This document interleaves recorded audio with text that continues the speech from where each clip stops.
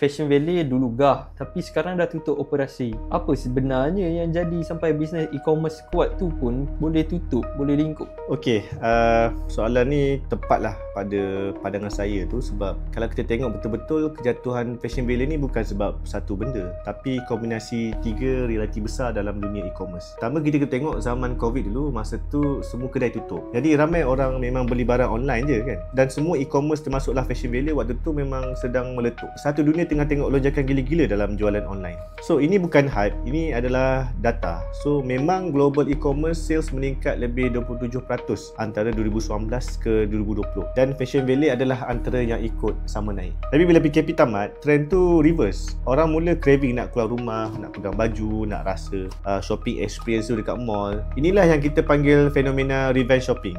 So menurut laporan industri fashion global, department store ni sales dia mula pulih selepas tahun 2021 dan e-commerce pun mula slow down. Masalah kedua ialah siapa ada duit dia survive. Brand macam Shopee dan Zara, mereka masuk lambat lah ke game e-commerce fashion ni, tapi diorang ni backed by billion dollar giants. Shopee disokong oleh Sea Limited yang ada capital untuk absorb kerugian bertahun-tahun. Zara pula dimiliki oleh Inditex, syarikat gergasi fashion dunia.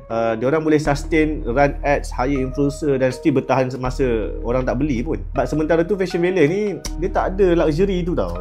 Ini yang kita panggil zaman siapa ada duit paling banyak dia boleh bertahan. So dari tahun 2019 sampai ke 2021, especially dalam tech dan retail, itulah realitinya.